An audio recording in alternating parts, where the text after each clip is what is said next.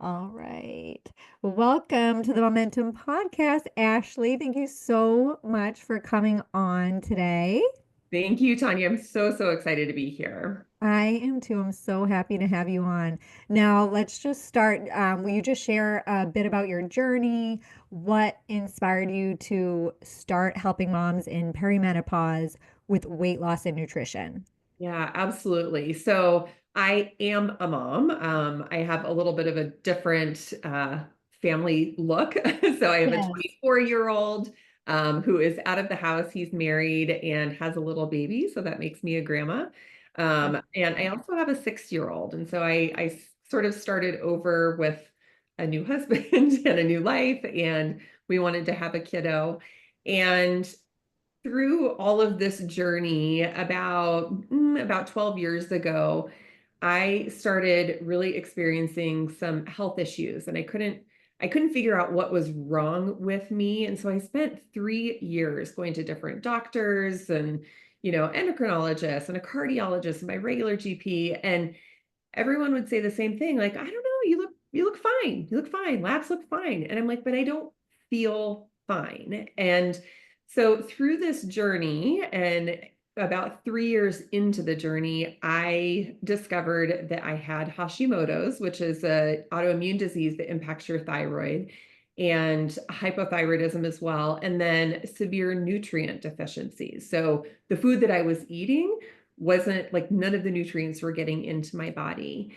And so I realized then, just through working with my then functional practitioner at the time and some of my own research, that food was going to be the biggest impact in how I changed my life.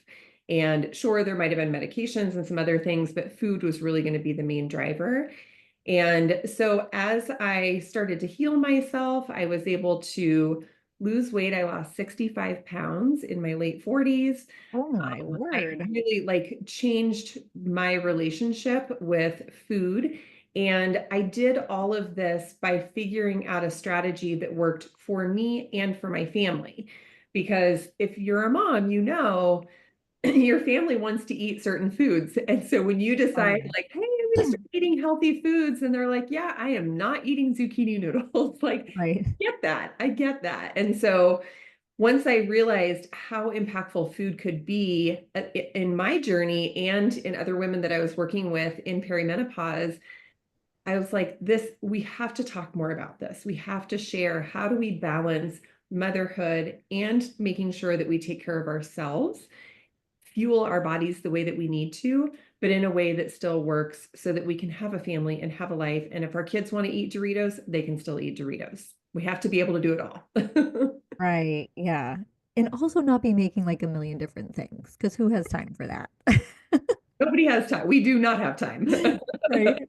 No, we don't. That's I For a while I was a single mom, and I like to tell the story that, in that season of life, my son was really busy. He was a snowboarder, he was involved with a lacrosse team, and at that time I was working over 60 hours a week and commuting 2 hours a day. And so there was no time. There was no time. And Mm, I wanted to prioritize being a mom and not feel like I had to make him a meal and make myself a meal. And so that's where a lot of my strategies came from, is just, they say necessity is the motherhood of invention. Like, I had to figure it out so that yeah. I still felt well fed, as did my son, but I wasn't spending a lot of time in the kitchen and I wasn't making extra food. Yeah. Yeah. So you said 65 pounds. Mm-hmm. And that was when you got your diagnosis or after you got your diagnosis of Hashimoto's and you It was, were, yeah, it was quite a while after I got my diagnosis. I think there was sort of a fluctuation of about 20, 25 pounds for a couple of years.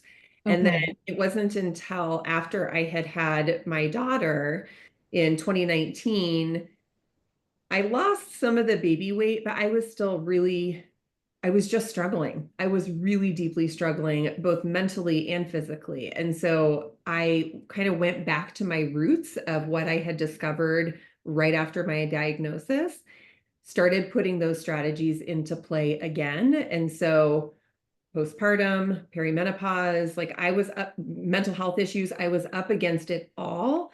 And the thing that helped was food, eating the right kinds of food to fuel my body, to balance hormones, which is kind of like a social media term right now. Right. Really creating those methods that allowed me to just take the weight off and to keep it off. I've kept it off for years. And it's that I feel so passionate about helping women figure out how to do that because there's a lot of noise out there and a lot Mhm. of the things don't work or they don't work for moms or they don't work in the way that we need them to. And so that's really where my passion comes from, is helping women to do the thing that I did. It's possible. It's absolutely possible. So, speaking of that, what do you think are some of the biggest misconceptions you see around weight loss, specifically for women in their 30s and 40s? Yeah. I often like to say that I am working to disrupt the midlife weight loss industry. I think there are so many conversations right now around, like, well, you just need to like eat more protein, or you need to, track macros, or you need to put on muscle.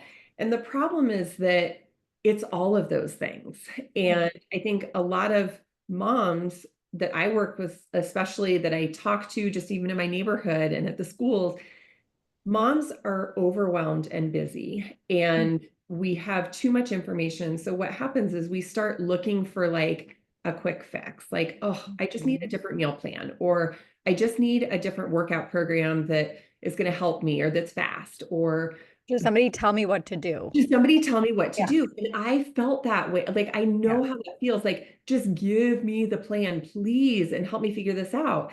And a Yeah. lot of women now, because there's more conversation about it, are turning to like supplements or hormone replacement therapy, thinking that that is the thing.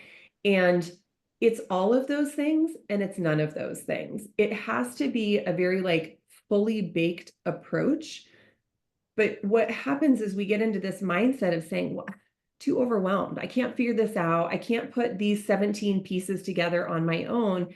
And so we quit and we just kind of give up and we say, well, that diet plan didn't work or that hormone replacement therapy didn't work. It's because we're not doing it in a very strategic way and we don't have what I like to call a success mindset around figuring it out, working through the hard, and then actually getting to a place where we see those results. Mhm.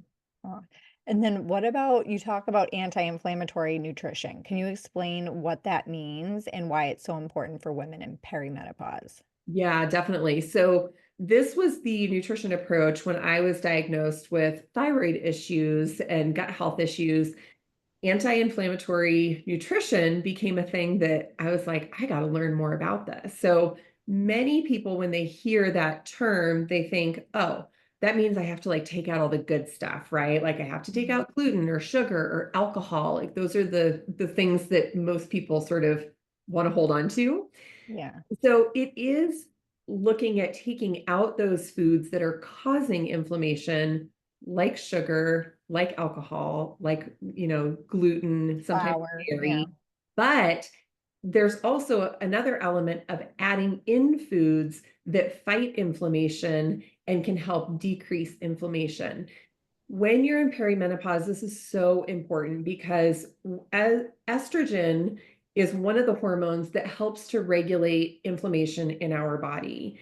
And during perimenopause, we start losing it, it fluctuates wildly. And so, because we don't have our body working in our best interest, we have to do something else to support our body to feel better. So, the more anti-inflammatory foods that we can eat, the more processed foods that we can take away, the easier it is for our body, especially when we're having those hormone fluctuations, the easier it's going to be for us to feel better. And that inflammation shows up in areas like weight gain, which is often why, women probably find us. They're like, I'm gaining weight and I don't know what to do about it. But it also shows up in areas like brain fog, sore Mhm. joints. Like we Yeah. start to notice, like, my hip is starting to hurt, or my shoulders are starting to get achy. that is hidden inflammation. And so the more we can do as our hormones fluctuate to help our bodies, the better we are going to feel. So can you give a few examples of some like anti-inflammatory foods? Yeah, definitely. So, I mean, it's going to be things that you think about, like veggies. Veggies are great because veggies are full of fiber, and fiber helps to clear your gut, which helps to balance your estrogen. So that kind of thing is going to be good. But I also think that there's, like tacos. There are ways to make tacos that are anti-inflammatory. We can add things like cinnamon and cumin. A lot of like South Asian and Middle Eastern spices are really good for reducing inflammation. And So turmeric, right? That's a turmeric is so, so good. I actually just this morning read an interesting article around saffron and how helpful saffron is in fighting inflammation. So when you think about cooking with like warm, sort of South Asian, Indian inspired spices, that's going to be really helpful. But also your basic things like fresh berries and fruits that are low in sugar, vegetables, eggs, these types of just like very basic single ingredient foods are typically pretty anti-inflammatory. Okay. And you know what else I have been doing for over a year, and I can't remember, it might even be 2 years now, celery juice. So Yeah. I used to have psoriasis like so bad, and it started when I was like in fifth grade. And it's funny, it like went away for some years. You know, they say your body changes, like your hormones change like every 7 years. But like it went away and then it had come back. And then each time I was pregnant, it would go away Mhm. because it's an autoimmune disease. And when you're pregnant, your immune system is down. So it's like your body's like calming down and not trying to like attack itself. But anyway, so it came back after I had my third child and I started drinking celery juice in the morning, and my psoriasis is gone. Gone. That's awesome. That's awesome. Yeah. And it, I mean, it doesn't taste the best, but like it's just like my routine. Now, I don't do it every single, it's probably like 3 to maybe 5 days a week in the morning. I'll just drink it on an empty stomach and I won't mix it with anything. yeah. But I swear by it. Yeah, yeah. Uh, And it's a testament to how healthy our gut lining is how healthy the rest of our body is going to be. yeah. If you're experiencing skin issues, and again, a lot of this stuff starts to come up in like your early 30s. You're like, where did this come from? What is happening? It's because our hormones are disrupting our gut health. So Mm, we do everything we can to support that gut health with that anti-inflammatory nutrition so that we feel good. We don't have, weird skin rashes and things that we're like, I don't know where this is coming from. It all stems from gut health, all of it. hmm So, what are some common signs that a woman might be in perimenopause, even if she hasn't officially been diagnosed? Yeah, there are so many. There are so many. And I think this is what makes it hard because collectively it can look like a lot of other a lot of other problems. And so I think one of the first signs is that you start to notice weight gain, and it's weight gain around the middle. And you only know this if you've been there, because for a long time I was like, I think I'm in perimenopause, but my weight is fine. And then I started getting this like spare tire around my midsection, and I couldn't get rid of it. And so I think that is a big indicator, again, just because our hormones are doing different things in our bodies. But everything from not being able to sleep well to starting to have like night sweats, feeling like, oh my gosh, I'm so much hotter. Maybe you're not having hot flashes during the day, but sweating at night and waking up and thinking, what's going on here? um, Poor sleep, low libido is definitely one of those things. I think a lot of women who are starting perimenopause start to encounter just like frustration, a low frustration tolerance. So, Mhm. really feeling like, gosh, I'm snapping at my family, I'm snapping at my kids, I'm annoyed at the car in front of me. So there's a lot of signs, and I am a huge advocate of testing because I think we do a lot of guessing, and Yeah. sort of back to what we were talking about earlier, a lot of moms are feeling overwhelmed and taxed out with information. They're like, I don't know, I'm just going to get some magnesium on Amazon, or I'm just going to like try some vitamin D. we Like need, I don't have time to yeah, go make a doctor's appointment and yes. yeah. And I think what happens is that we start overcompensating with these like quick fixes or things we think might help, and you can actually do a lot of damage. So I think it's important to start testing early, advocate for yourself, find a doctor who is willing to say, yes, I'll test your hormones when you're like 28, 30 years old, if nothing more than to say we have a baseline of what your hormones look like so that we can understand year over year what kind of changes there are, what kind of fluctuations, and you can be more proactive in getting support when you feel like you need it most. Okay. And what kind of like are we just going to our general practitioner or are we finding like a function I would guess like a functional medicine doctor, but the thing is I know that those are can be hard to find. Like we were talking before we recorded this about like I'm sure that there are many where you live in Colorado, but around where I live in Indiana, they are few and far between. So what would you recommend? Like just general practitioner, and are there like specific hormones that do we say like test for, can you test for my estrogen? Or are you just saying like in general, will you test for my hormones and like trusting that they'll know what to test for? Yeah, I think that's a great question because I think, yes, functional medicine sees things differently. So they're going to be, those practitioners are going to be a good resource. But really you need to find a doctor who's going to listen to you. And so there's a book out there by a doctor. Her name's Dr. Mary Claire Haver, and it's called The New Menopause. And I really would recommend that even in your early 30s, grab this book and start learning about how to advocate for what you need in terms of testing. So your general practitioner, I think a lot of women often hear your general practitioner, even your gynecologist Yeah, will okay. say, oh, you're too young, or we don't need to do that yet. Find somebody that will do it for you. And so I am not a doctor, so I don't necessarily want to say what tests you should get. Okay. But if you're testing for sex hormones, you're going to get things that you're going to get the results that you will be able to track over time that allow you to say, oh, yes, I am seeing fluctuations in my estrogen or my progesterone or my testosterone. Like these are some of the tests that you need to get. But I think that book by Dr. Mary Claire Haver is really, really informative. And I just want women in their 20s to read it so they know what to look for and they know how to start being an advocate for themselves. That's great. And thank you so much for sharing that. I had not heard of that one, and I'll make sure I link that in the show notes too. Great. So you have a family-centered approach to nutrition, and how do you balance mom's health goals with kids' picky palates or different preferences?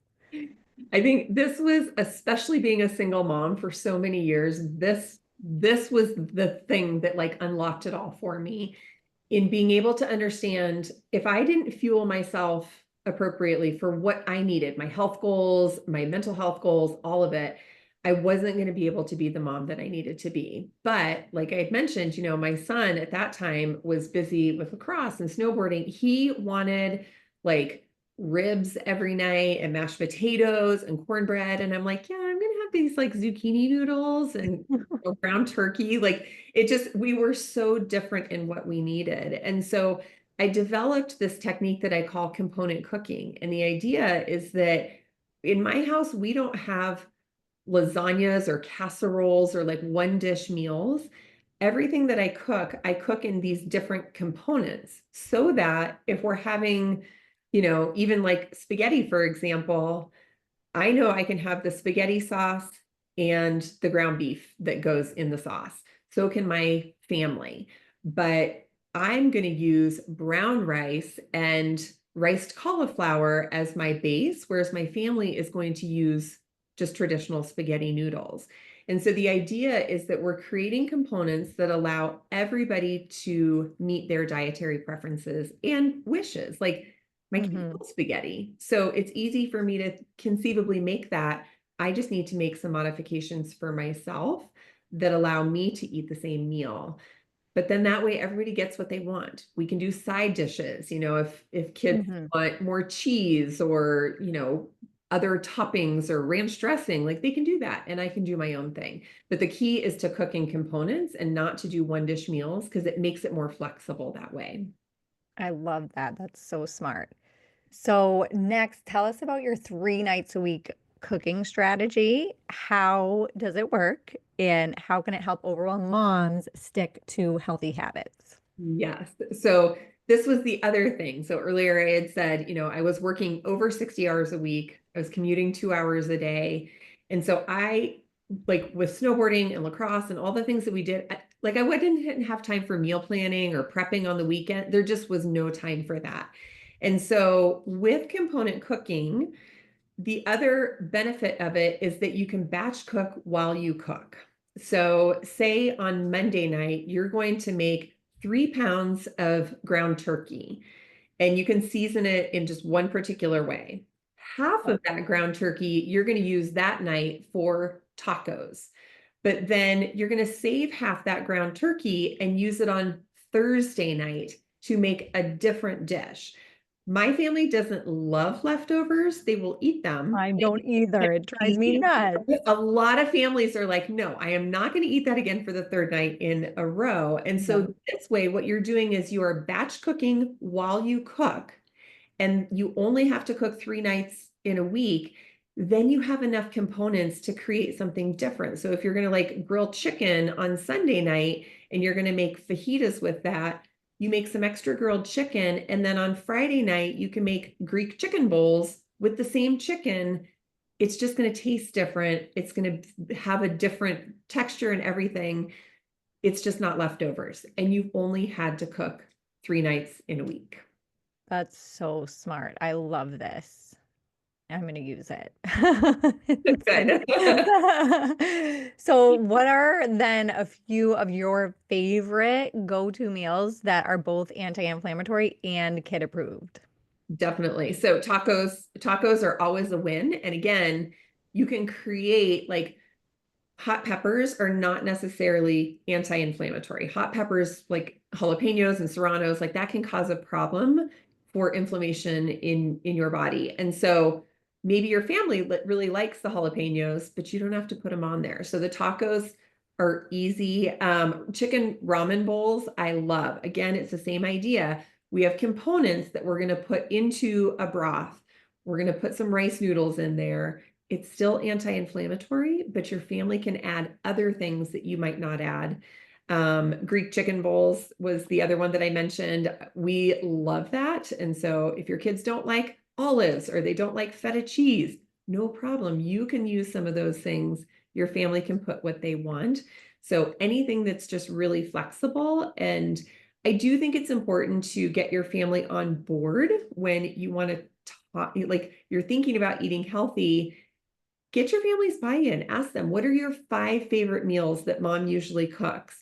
And then start to think about, okay, how can I adjust these so that they are more component style and that we can make some modifications so it's still anti-inflammatory, but my family will still eat it. Because if your family's on board, they're going to be more willing to say, okay, we'll give that a try. And I think they'll be pretty Definitely. happy with what they get. Yeah, definitely include them in the decision making. And yes, they're more likely to eat. I've definitely had that experience with my kids. And it's so funny we're talking about tacos because guess what? We're having tacos tonight. I did the crock pot chicken tacos, which are so easy. Have you ever done those? Yes, they're so Oh easy. my God, it's so easy. If anyone's listening, haven't if you haven't done chicken crock pot tacos, like you need Do to it. try. They will save your life. You literally just throw the chicken in there and then taco seasoning and salsa and you're done. You're done. Um, okay. So for the mom who feels like she's tried everything and nothing works anymore, what would you say to her, like regarding weight loss? Where should she start? Yeah. So I think that it's important to notice that we have a lot of tools at our disposal, but the tools are only as good as we use them. Yeah. And so I think it's very easy to say, I tried that like workout approach or whatever, and it didn't work. I didn't lose weight, or I tried that meal plan or that diet approach. It just didn't work. I never lost any weight. And what I want to encourage moms to ask themselves is two different questions. First of all, is how many times have I started over? When you start to look at how many times you've said, oh my gosh, I'll just start again on Monday. I'll just start again next month. What we start to notice is that there's a pattern of thinking that's really like our mindset around our diet, our nutrition, how we feel about weight loss. And if we're recognizing that we're starting over a lot, we're actually not being consistent. We're not giving that meal plan, that workout approach enough time to work because we get frustrated, we get overwhelmed. It's not working as fast as we want it to. And so we it. That's it. It's not Yeah, working as fast as we want it to. Like it's yeah, learning to delay gratification. Like yeah. you just stay committed and stay consistent with it. Like it will, and I think it's too like the wording, like I noticed you said, and I noticed this is what people say, I tried or I will try. No, you don't say you try because when you try to do something, lots of times it just ends up it, Not like it you you don't, end, you right, you don't don't end up believe it. following through because you just and then you can just let yourself off the hook because you can say, well, I tried. Yeah, But that was your mindset through the whole thing. Like you're not gonna have a successful result if you're just trying, yeah, yeah. And that's right? exactly it. And so I think that's why we need to ask ourselves, how many times am I actually starting over? Like, did I start tracking it and just being aware? Because if you notice that you are continually starting over, you're actually not like continuing or completing the approach or the program or the meal plan or the whatever. Yeah. I think another question to ask is how many times am I making exceptions? So a lot of times we like to say, oh, but I did so well over the last, 3 months. And then you look back and you're like, oh, well, we did that weekend vacation in the mountains. And then there was so-and-so's birthday. And I had 2 pieces of cake there. And we went out for happy hour a couple of times. I definitely had more like tapas and appetizers. And before you notice it, you can Yeah, that, be like, oh my gosh, that is a lot of extra calories. That is a lot of extra, things that you probably weren't accounting for. And so I think when we start looking at how often am I starting over and how often am I taking exceptions, those two things will give you a really good lens into understanding I'm actually not doing the meal plan very well at all. I'm actually not doing the workouts very well at all. And so we have to have that hard conversation with ourselves to say, this is why I'm not getting results. It's not because the meal plan or the workouts or whatever, it's not because they didn't work. It's because I'm not thinking the right way and actually being consistent with the program. so what I'm hearing you say is reflect, get honest with yourself, and take full responsibility. And not in a way that is blaming yourself or degrading yourself, but in a way that puts you in a position where, yeah, you're taking responsibility for it. And that's empowering because if you take full responsibility, then that is your, like, you can make the change. It's completely up to you. And you can see, oh, well, this is the reason why I haven't been able to lose weight. It's not because of the diet or the workout. It's because I haven't been consistent. Yeah. And then you get to the bottom of it. Well, why haven't I been consistent? Yes. Yes, exactly. Exactly. Beautiful. So we're kind of talking about this, but how do mindset and self-care play into the work you do with moms? And do you see emotional eating or stress come into play often? Yeah, that's a great question. So the mindset piece is interesting because it really connects to what we were just talking about, that a lot of women, okay, so you get real with yourself and you're like, okay, I'm not doing the workouts consistently, or I'm not eating that nutrition plan consistently.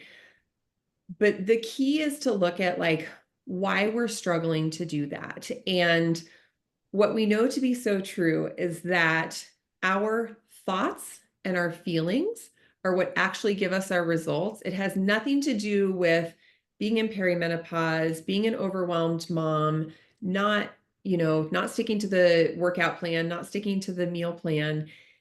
It's how we think about it and how we feel about it. And so let me sort of give a couple of examples. Like if you say to your family, okay, we're going to eat really healthy 3 nights a week, and I want everyone to like buy into this.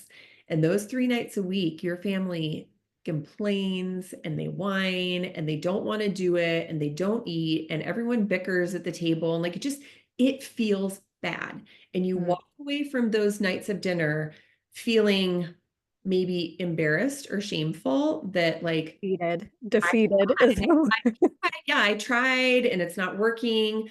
I need to do this for me, but I don't have any support. And so you feel really frustrated. And if you're honest with yourself, most of us will say, forget it. yeah, not I worth don't it. want to cause so much trouble with the family.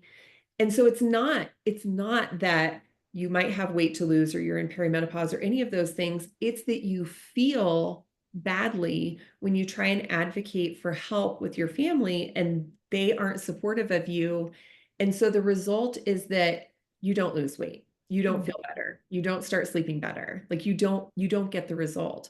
Another thing that I see with a lot of women is around drinking and happy hours. Mhm. So a lot of women will really like they're sticking to their meal plan as much as they can and they're like probably crushing it in the gym or at their home, workout space, but they end up going out for happy hours with the girls on a Thursday, on a Tuesday, whatever it is, and they do this pretty regularly. And what they hear when they go out, if they have decided I either don't want to drink or I'm going to slow down my drinking or I don't want to have all the appetizers and that kind of thing, they hear their girlfriends say, "Oh, come on, just loosen up, let Yeah, go. We're having so much yeah, fun. It's girls' night." yeah, And that creates a feeling of, again, probably shame. Like I feel shame that I'm in a place where I need to make changes to my alcohol use or my appetizers or whatever. I feel embarrassed. I feel frustrated. I feel left out. That's another. yes, You don't yeah. really think about it Or because like deprived yeah, because everybody else around you and you don't want to miss out. Yeah. right. And so as a result, what do? We give in. Well, plus, and then we're battling our own inner, like, especially if this is something new that you haven't been, like, if you're trying to like drink less or if you don't want to eat appetizers, you have like your own inner battle going on within yourself. Like, you want to eat, you want to have that drink, but also you don't. And then you have your friends that are like, come on, just this, it's just one night. Like, it's girls' night. Like, we're all doing it. Like, loosen up. Yeah. Right. It's Yeah. like, Friends, like they don't and intend to derail you, of but course they not. also want you to feel included. Like everyone wants to feel included. Everyone wants to feel like they're not left out. And Yeah. so to have someone who's like bucking the system there and saying, I'm not going to drink, the other women might actually think like, oh, is she doing something that I should be doing? No, I don't want to think about that. Right. Everyone has Absolutely. their own personal thought around it, but this is why I try and say, I want to disrupt the way that we do weight loss in midlife because it's not the plan, it's not the approach. It really comes down to how we think and how we feel about what it is that we're trying to do. Getting rid of food, getting rid of alcohol, changing, how often we eat or how often we move our body. We have to let our nervous system be okay with all of that. And that is the hardest work, but it's also the most rewarding. And it's how you make long lasting changes. If you can shift your mindset, the rest of it honestly is a piece of cake. It's really just shifting the way that we think and feel so that we can actually see the results that we're looking for. Yeah. It's foregoing that instant gratification for the delayed Yeah, gratification. 100%. Yeah. 100%. Yeah. Awesome. All right. This has been awesome, Ashley. Can you share where can listeners connect with you, learn more, or grab some of your recipes and resources? Yeah, definitely. So, a couple of places, definitely come visit me online, ashleymalik.com, Malik. And there's a bunch of like free guides and resources, there's blog articles. And then I would love for people to come listen to my podcast. It's called The Family Fork. And we're having this conversation around mindset, nutrition, family, tying it all together. So it's fun. It comes out every Tuesday. And so Oh, I find love me either of that. those places, but I'd love to connect with people. Oh, I love that. I'm going to listen to your podcast too. I did not realize you had a podcast. Awesome. All right, Ashley, thank you so much for coming on and sharing your wisdom. I'm so excited for everybody to hear this episode. I cannot wait to hear everybody's feedback. Everybody find Ashley on social media. Go over to her website and check out all of her free guides and resources. Check out her podcast, The Family Fork. Thank you so much, Ashley, and everybody have an amazing week. I will talk to you next week. Bye.